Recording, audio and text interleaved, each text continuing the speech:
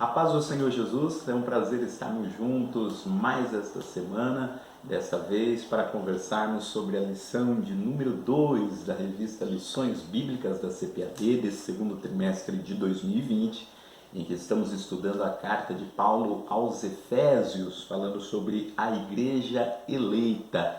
E nesta semana falaremos sobre a lição de número 2, a sublimidade das bênçãos espirituais em Cristo. Eu quero convidar você para que você dedique aí os próximos minutos a participar desta aula online, nos acompanhar na explanação dessa lição de número 2. O texto bíblico da lição número 2 está na carta de Paulo aos Efésios, capítulo 1, versículo 3, versículo 4, e depois nós pulamos para o versículo 9 até o versículo 14, Efésios capítulo 1, versículos 3 e 4, depois pulamos para o versículo 9 e até o versículo 14. E aí já tirando uma dúvida que eventualmente possa aparecer, porque nós não vamos ler do versículo 5 ao versículo 8.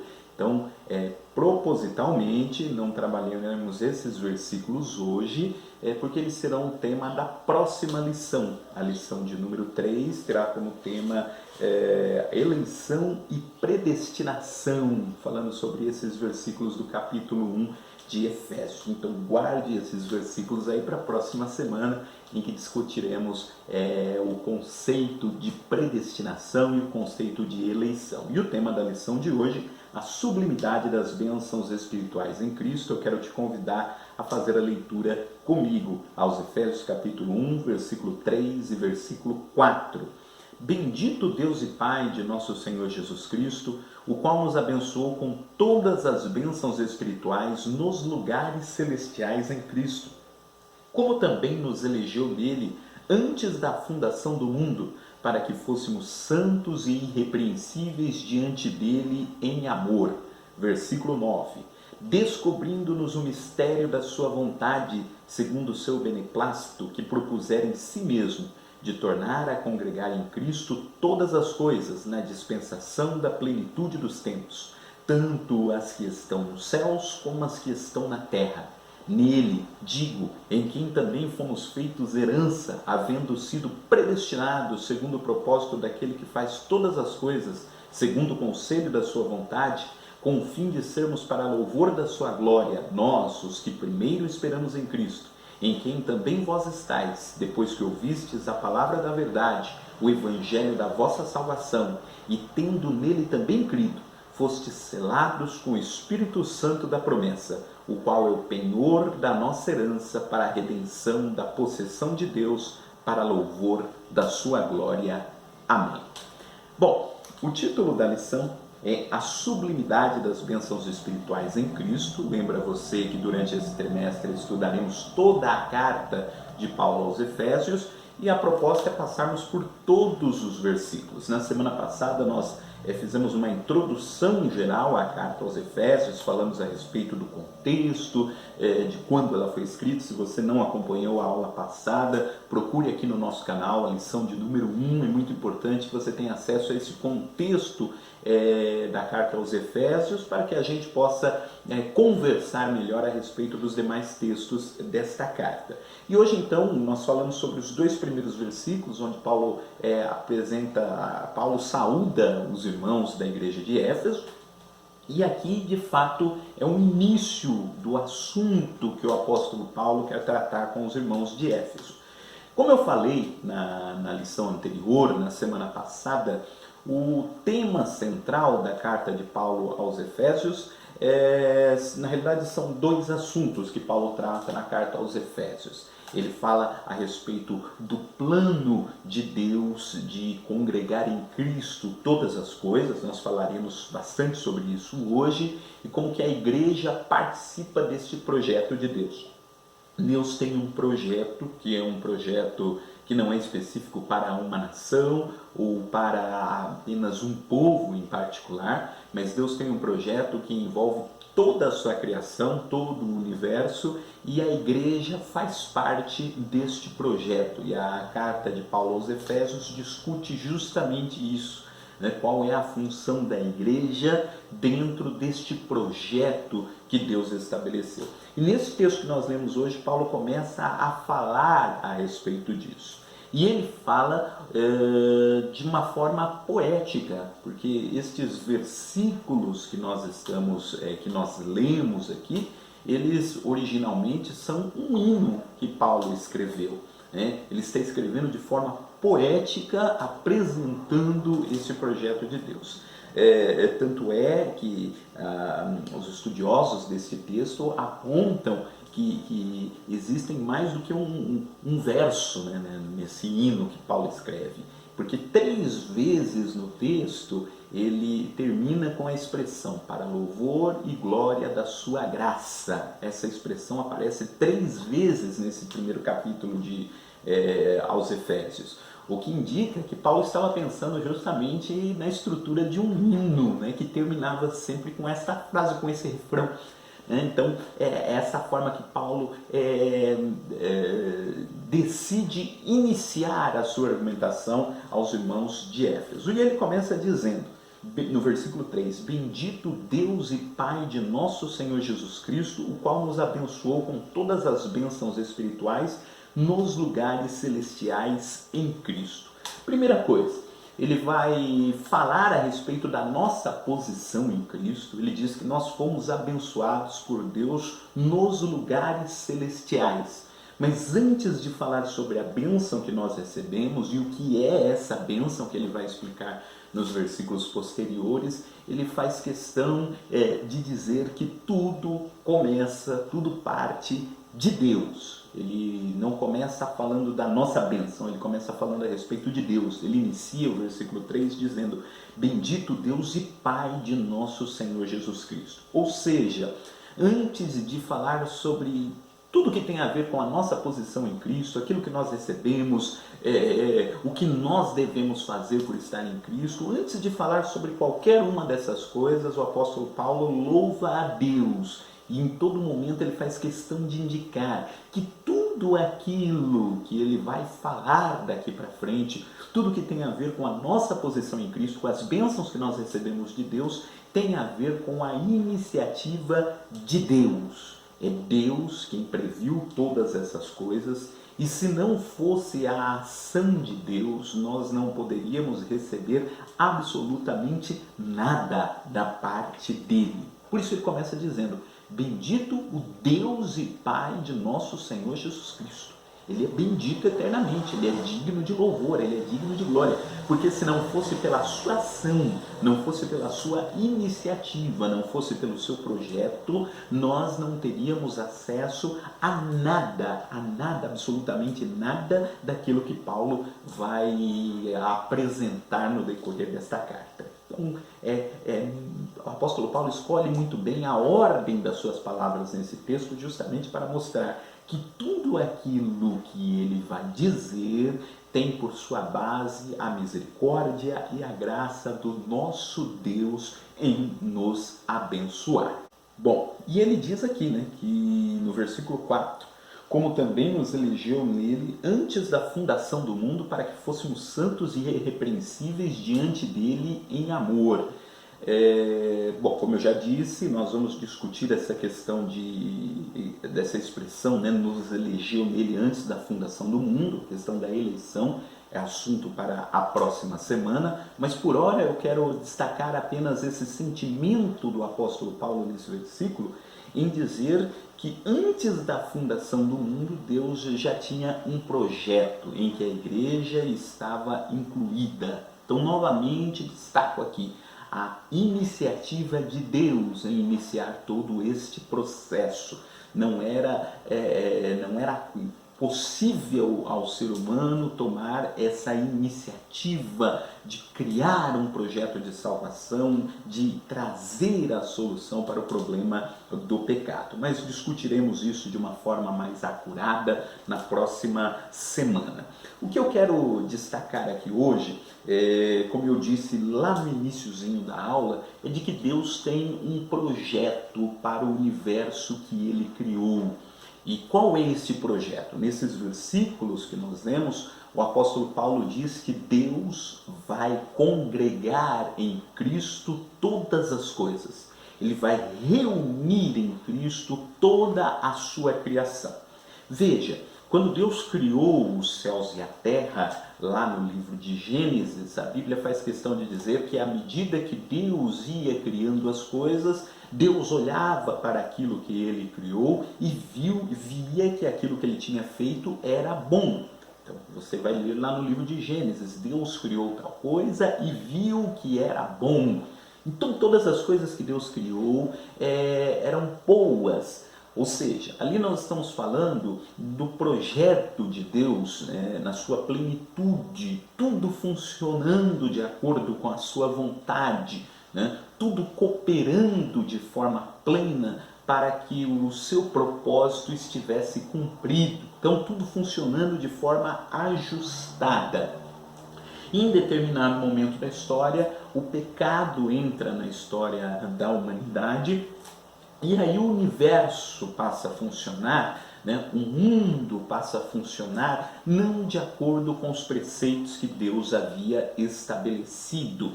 Lembre-se daquilo que Jesus nos ensinou na oração do Pai Nosso. Faça-se a sua vontade assim na terra como é feita nos céus. No céu a vontade plena de Deus é cumprida. Mas por conta do pecado na terra, essa vontade não é cumprida de forma plena. E qual é o projeto universal de Deus que o apóstolo Paulo está apresentando aqui para os Efésios? É o projeto de fazer com que novamente no universo que Deus criou, a vontade plena de Deus possa ser estabelecida, possa ser cumprida. Ou seja, o projeto de Deus é de que Deus novamente olhe para este mundo que Ele criou e possa dizer, eis que tudo está funcionando bem. Aquilo que eu criei lá no início voltou a funcionar da forma como eu havia estabelecido. Então veja, Deus tem um projeto não apenas para o ser humano, mas um projeto que envolve toda a sua criação. O apóstolo Paulo, lá em Romanos capítulo 8, diz que a criação geme até agora, esperando a redenção de todas as coisas. Veja, nem mesmo a criação, a natureza, ela funciona da forma como deveria funcionar. Vez ou outra, a própria natureza se revolta. Há terremotos, por exemplo, que indicam que a natureza também, em determinados momentos, não está... sofre de certa forma as consequências da forma como o mundo está. Muitas vezes a natureza também reage ao pecado do ser humano, a forma como o ser humano muitas vezes agride a natureza, e há essa reação que nós estamos observando de forma tão latente nas últimas décadas. E o texto diz que o projeto de Deus é que todas as coisas voltem a funcionar em acordo, lembrando muito daquilo que está registrado lá no livro do Gênesis. Esse então é o projeto de Deus, um projeto de restauração total, um projeto em que a sua criação possa viver em comunhão com Ele próprio, incluindo, logicamente, o ser humano, que acaba sendo central neste projeto. Bom, então esse é o projeto que Deus estabeleceu para a sua criação. E a carta aos Efésios mostra quais são as etapas, qual é a forma que Deus decidiu trabalhar para que esse projeto possa ser cumprido. E aí que entra a igreja. E o apóstolo Paulo diz aqui no versículo 3 que Deus nos abençoou com todas as bênçãos espirituais nos lugares celestiais em Cristo. Ou seja, qual é a grande bênção que o apóstolo Paulo está dizendo em que nós fomos incluídos? É de Deus criar para si um povo, que é a sua igreja, o seu corpo, e fazer com que este povo esteja inserido neste projeto de Deus de restabelecer todas as coisas. E qual é a bênção, as bênçãos espirituais que o apóstolo Paulo apresenta aqui nesse texto? O fato de nós termos sido incluídos também neste plano de Deus de restaurar todas as coisas. Mas antes de nós falarmos sobre a nossa participação neste plano, o apóstolo Paulo diz que esse plano só é possível por conta da pessoa de Jesus. Como é que Deus vai fazer para que esse seu projeto, este plano de restauração do mundo possa funcionar? E nesse texto aqui há a resposta. Esse projeto irá se concretizar por conta da pessoa de Jesus Cristo. Qual é o projeto? O projeto é fazer com que todas as coisas, está aqui no versículo 10, o projeto é tornar a congregar em Cristo todas as coisas na dispensação da plenitude dos tempos, tanto as que estão nos céus como as que estão na terra. Qual é o projeto de Deus, então, de acordo com esse versículo 10? É fazer com que Cristo seja o cabeça de toda a criação. Veja que coisa interessante. Nós vamos estudar ainda no decorrer do trimestre, e isso aparece em outros livros do Novo Testamento, de que Cristo, ele é o cabeça da igreja. Lembre-se que aqui eu não estou falando da igreja no sentido institucional, não estou falando da igreja como instituição, como a corporação, né, nesse sentido institucional. Eu estou falando como igreja no sentido espiritual, um grupo daqueles que está unido a Cristo, certo? O Cristo é apresentado nas cartas de Paulo como o cabeça da igreja.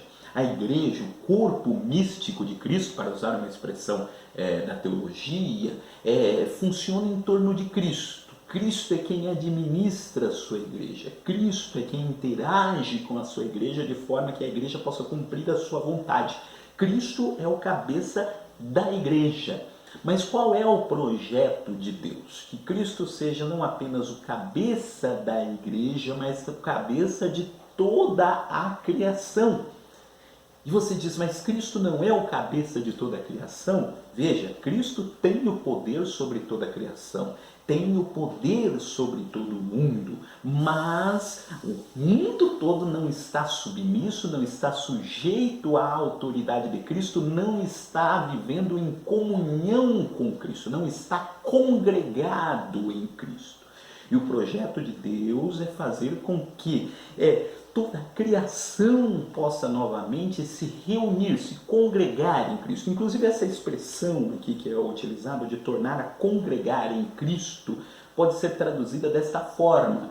O projeto de Deus é reunir em Cristo, resumir em Cristo toda a sua criação. É fazer com que a sua criação viva em plena comunhão com Ele próprio, da mesma forma como a sua igreja já vive em comunhão com Ele próprio. E isso tudo só é possível justamente por conta da figura de Cristo. E o apóstolo Paulo vai discutir isso nesse primeiro capítulo. Deus enviou Cristo, o Pai enviou Cristo ao mundo justamente para que Cristo pudesse ser o canal para esta reconciliação. Cristo foi aquele que permitiu com que a criação, com que a humanidade perdida pudesse se reconciliar novamente com o Pai. Veja, Cristo é o elemento fundamental dentro deste projeto. Tanto é que todo o Antigo Testamento foi escrito apontando para a obra de Cristo no Novo Testamento. E todo o Novo Testamento foi escrito para divulgar esta obra que Cristo fez. Então tudo converge, tudo aponta, tudo indica a pessoa de Cristo. Cristo é central neste projeto. Não é à toa que o texto aqui diz que Cristo é o cabeça de tudo. Tudo funciona, deve funcionar de acordo com as suas ordens, com aquilo que ele pensa. Neste momento, o agente que Deus usa, que Deus utiliza para fazer com que a vontade de Cristo se estabeleça nessa terra é a igreja, é o seu povo, é o grupo daqueles que está em comunhão com Ele e que o tem como cabeça da sua vida. Desta forma, Cristo é tanto o canal para fazer esse plano de Deus se concretizar, como também é o próprio centro dele. Tudo então gira em torno da obra e da pessoa do Senhor Jesus Cristo. E aí a igreja então entra nesse propósito. E o apóstolo Paulo diz que a igreja é um mistério que permaneceu oculto e que agora foi revelado. Aqui no texto que nós lemos, o apóstolo Paulo fala que dentro desse propósito, dentro desse projeto, há um mistério que estava oculto e que agora foi revelado. E qual é este mistério? Isso é muito interessante, é muito importante que a gente tenha em mente. O que significa a palavra mistério dentro das Escrituras? O mistério é aquilo que não foi revelado. É uma informação que está guardada, a qual nós não temos acesso. Isto é um mistério. Se as pessoas sabem, já não é mais mistério. E para que o mistério deixe de ser mistério, ele precisa ser revelado. E o conceito de revelação é muito importante na teologia cristã. E o que o apóstolo Paulo diz é que Deus tinha um mistério que estava oculto e que foi revelado a partir de Cristo. E que mistério é esse? Bom, de que a salvação ela não estava apenas restrita aos judeus. E aí você poderia dizer, não, mas lá no Antigo Testamento já havia indicações de que a salvação não era restrita aos judeus. Eu concordo com você.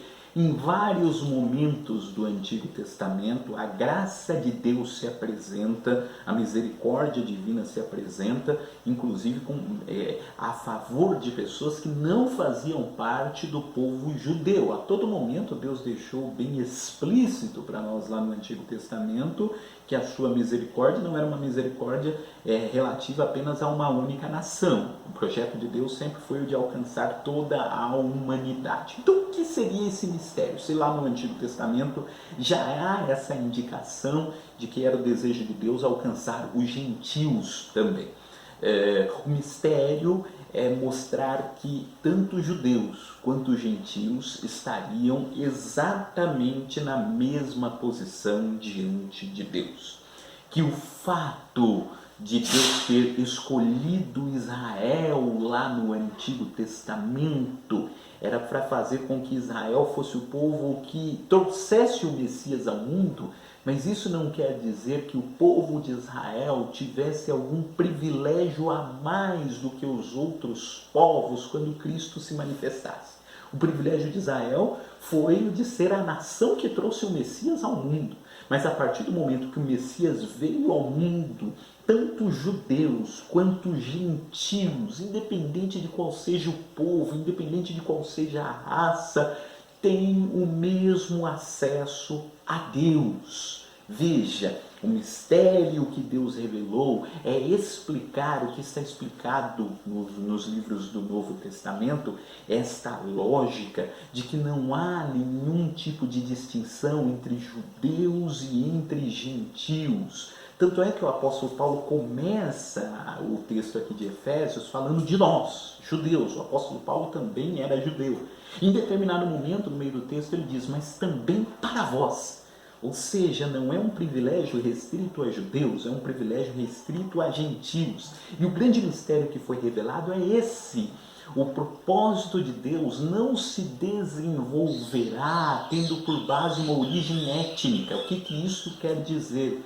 A salvação, ela não depende do fato de você pertencer a determinada nação, a determinado povo, mas depende do fato de você estar ligado a Cristo, independente de qual nação, independente de qual povo você faça parte. Então, esse é o conceito de igreja. A igreja não é um grupo étnico, ou seja, eles não vêm de uma mesma genealogia humana. A igreja é composta de pessoas que são advindas dos diferentes povos, línguas, tribos e nações. Esse é o projeto de Deus.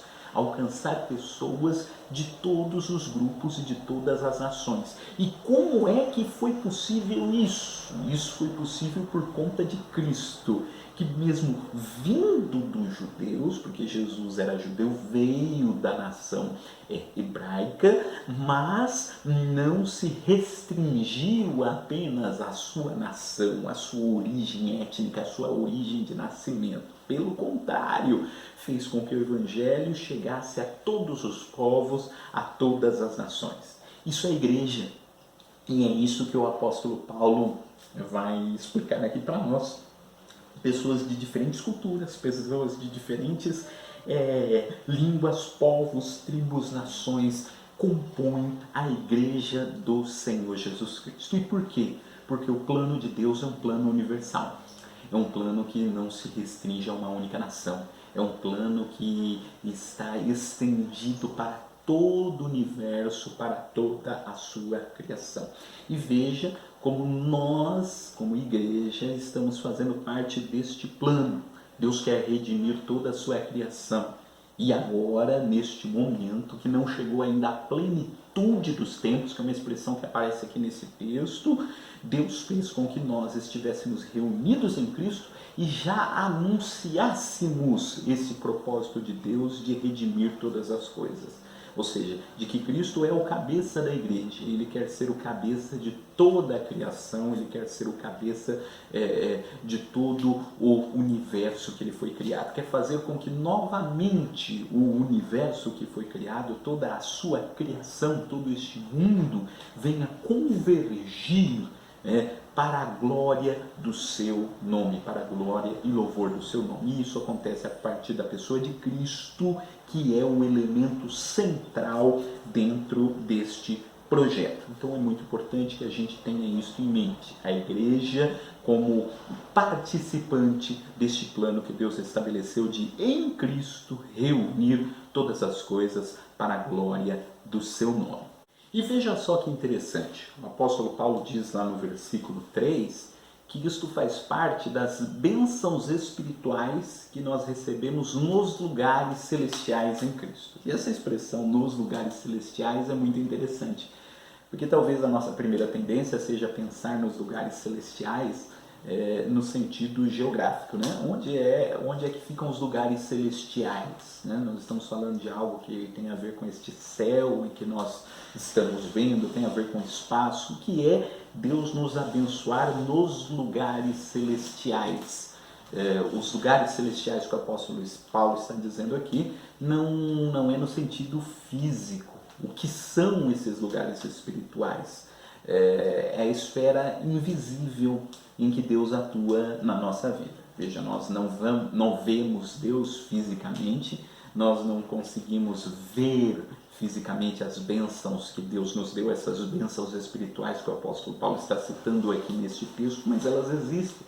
Elas fazem parte dos lugares celestiais. Então está se falando dessa dimensão invisível que todo aquele que está ligado em Cristo participa diariamente. Esses são os lugares celestiais. Lá no capítulo 6, que vai ser a nossa última lição do trimestre, o apóstolo Paulo usa novamente essa expressão lugares celestiais para falar da batalha espiritual, quando ele diz dos principados e das potestades que estão nos lugares celestiais. Então ele está falando justamente dessa dimensão invisível, onde acontece um monte de coisas que nós não conseguimos enxergar, mas que conseguimos delas participar por intermédio da fé. São as bênçãos espirituais nos lugares celestiais. Veja, do ponto de vista humano, nós não conseguimos enxergar essa dimensão dos lugares celestiais, mas é a forma como Deus nos vê. Deus nos vê como a sua herança, Deus nos vê como seus filhos no meio de uma geração corrompida. Esse é o panorama desses lugares celestiais que aparecem aqui nesse texto de Efésios. Bom, mas vamos prosseguindo. Então nós já falamos de que todo esse projeto de Deus que inclui a igreja é uma iniciativa do próprio Deus. O apóstolo Paulo usa aqui a expressão de que foi feita segundo o beneplácito da sua vontade. O que é o beneplácito? Em outras palavras, é dizer, isso aconteceu porque Deus quis que acontecesse. Deus teve uma boa vontade para conosco. Deus teve o desejo de reunir a sua criação e criou, estabeleceu todo este plano que está sendo cumprido em Cristo. E é muito interessante esse texto de abertura aqui de Efésios, porque é um texto que fala muito a respeito da relação das pessoas da Trindade, Pai, Filho e Espírito Santo. E primeiro, o apóstolo Paulo diz que todo esse projeto foi criado por Deus o Pai, né? Quem deu o start a todo esse projeto foi Deus o Pai. Ele decidiu congregar, reunir em Cristo todas as coisas. É um projeto, é uma ação que parte do Deus o Pai. E como é que esse projeto se concretiza? Se concretiza por intermédio de Deus o Filho, que é o Senhor Jesus Cristo. O Pai planejou.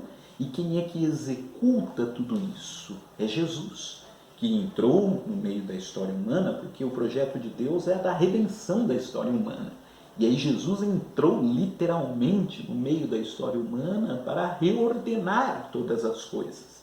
Jesus é o executor de todo esse projeto, que é o de reunir em si mesmo todas as coisas.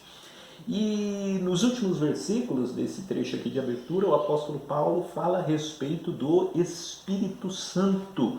Qual é a função do Espírito Santo desse projeto? É o de garantir todas essas coisas. E aí nós entramos naquilo que o apóstolo Paulo diz no versículo 13. Em quem tem também vós estáis. Antes de falar da atuação do Espírito Santo, voltamos aqui no versículo 12, que ele diz, com o fim de sermos para louvor da sua glória, nós os que primeiro esperamos em Cristo. Olha aquilo que eu tinha falado antes, a respeito da posição dos judeus. O apóstolo Paulo diz que o plano de Deus é o reunir para ele nós que primeiro esperamos em Cristo. Por que primeiro esperamos em Cristo? Ele está falando dos judeus. Os judeus, eles já tinham, antes de Cristo vir, todas as promessas referentes ao Messias. Ele diz, olha, nós que primeiro esperamos em Cristo. Mas, no versículo 13, em quem tem também vós estáis. O fato de nós termos recebido as promessas primeiro, não nos faz indiferente de vós. Ele diz, nós que primeiro esperamos em Cristo, mas também vós. Falando a respeito dos gentios, ou seja, novamente mostrando esta igualdade que é o critério étnico, o critério de povo, de nação, não é uma barreira para estarmos em Cristo. E o que ele diz, tanto nós quanto vós, versículo 13, em quem também vós estáis, depois que ouvistes a palavra da verdade, o evangelho da vossa salvação, e nele, tendo nele também crido, fostes selados com o Espírito Santo da promessa. Aqui entra o papel do Espírito Santo. Ele diz que o Espírito Santo fez com que nós fôssemos selados para a promessa. Aqui é importante fazer uma observação muito pertinente. Muitas vezes este versículo aqui é utilizado para falar a respeito do batismo com o Espírito Santo. E popularmente, muitas vezes se ouve que o ser selado com o Espírito Santo, como diz aqui nesse versículo, diz respeito a ser batizado com o Espírito Santo. Bom, eu sou pentecostal e acredito nos dons, na atualidade dos dons espirituais, acredito no batismo com o Espírito Santo. No entanto, nesse versículo, a expressão selado com o Espírito Santo não está se referindo ao batismo com o Espírito Santo. O apóstolo Paulo, neste contexto, neste capítulo, não está discutindo o revestimento do poder, o batismo com o Espírito Santo. Há outros textos bíblicos que discutem isso, mas nesse texto ele está falando de outra coisa. Do que é que ele está falando? Ele está dizendo que quando nós passamos a estar em Cristo, e essa expressão é fundamental, todas essas bênçãos que Deus reservou para a sua igreja só são possíveis enquanto nós estivermos ligados em Cristo. Precisamos estar nele, da mesma forma como nós, por conta de nascermos, nós estamos em Adão, ou seja, lembre das aulas anteriores que nós já estudamos, o modelo do homem segundo Adão, o homem distante de Deus, né? E aí Paulo diz, é necessário que nós estejamos agora em Cristo, um novo modelo de humanidade, conforme nós discutimos há 2 semanas atrás, na lição 13 do trimestre passado. Mas voltando aqui ao que eu estava falando antes, é necessário então que nós estejamos ligados em Cristo, e ele diz que o que é que garante que nós estamos ligados em Cristo? Né? Qual é a garantia que nós temos de que nós fazemos parte de Cristo? Esta garantia nos é concedida por meio do Espírito Santo. E veja o que diz aqui o versículo, que o Espírito Santo foi aquele que nos selou com a sua promessa. O que quer dizer essa ideia de selou, né? O selo? Na época em que a carta aos Efésios foi escrita, essa ideia ela era muito forte. Ela ainda permanece nos nossos dias, porém não com a força toda que tinha lá. Nós vivemos na era digital, pouca gente manda carta, né? Mas antigamente, quando você enviar carta para um amigo era algo comum, todo mundo lembra da questão do selo. Você manda uma carta no correio para alguém e a garantia de que essa carta vai chegar lá, qual é? É o selo. Quando o correio coloca um selo lá na sua carta, ele está dando para você a garantia de que aquela carta vai chegar até aquele lugar. O selo aqui é o sinônimo da garantia, está garantido pelos correios de que a sua carta chegará lá, porque ela tem o selo. E na época do Novo Testamento, e também lá do Antigo Testamento, essa expressão selo aparece por várias vezes no texto sagrado. Inclusive, eu sei que muita gente não tem a lição em mãos, mas a própria capa da lição de hoje tem aqui o selo, conforme era usado naquela época, né? A arte aqui da revista tem aí um pergaminho e tem esse negocinho aqui vermelho que era o selo, era aquilo que era colocado no pergaminho, que era colocado na carta. Você deve lembrar lá no Antigo Testamento, muitas vezes se fala do selo do rei. Então, por exemplo, era produzido determinado documento, era produzido determinado decreto, né? E no anel do rei, né? No anel do rei tinha lá um molde, né, daquele selo, e aí era colocado em cima do documento meio que uma espécie de argila, um material mais mole, né, que depois endurecia, e o selo, o rei ia lá com o seu anel e marcava aquele pedaço de argila, e depois que secava ficava com a marca do rei, ficava com o selo, né, que é o que está aqui na capa da revista. Né? Então o selo era a assinatura, né? Igual quando você hoje precisa autenticar um documento, você assina e você tem que ir lá no cartório reconhecer firma. Quem nunca foi no cartório reconhecer firma? Né? É garantia, reconhecer a firma é a garantia de que aquele documento é autêntico. Então, quando está dizendo aqui que Deus nos deu o seu Espírito Santo é o selo, é a garantia, é o reconhecimento de firma, é o elemento que Deus colocou em nós para nos garantir de que nós pertencemos a Ele. Enquanto nós tivermos o Espírito Santo agindo em nós, né? Esta é a garantia de que nós estamos ligados em Cristo. O comentarista, o pastor Douglas Batista, comenta, numa versão mais estendida do comentário aqui da lição, de que na época existiam não apenas documentos eram selados, objetos de uso particular eram selados, né? Para você que já trabalhou em repartição pública, né? Às vezes tem lá a mobília lá, né, que tem a chapinha, pelo menos onde eu trabalho tem lá a chapinha com o número daquele objeto, né, o mobiliário. Na época se fazia isso também, objetos eram selados, escravos eram selados, muitas vezes o escravo tinha no seu corpo a marca de quem era o seu dono, era o selo. né? E a Bíblia diz que qual é o selo de que Deus está em nós? Qual é a garantia de que nós fazemos parte desse projeto? A garantia é a presença do Espírito Santo em nós. O Espírito Santo é o selo, a garantia. E ele diz aqui que o Espírito Santo é o penhor da nossa herança em Cristo. O penhor. O que é o penhor?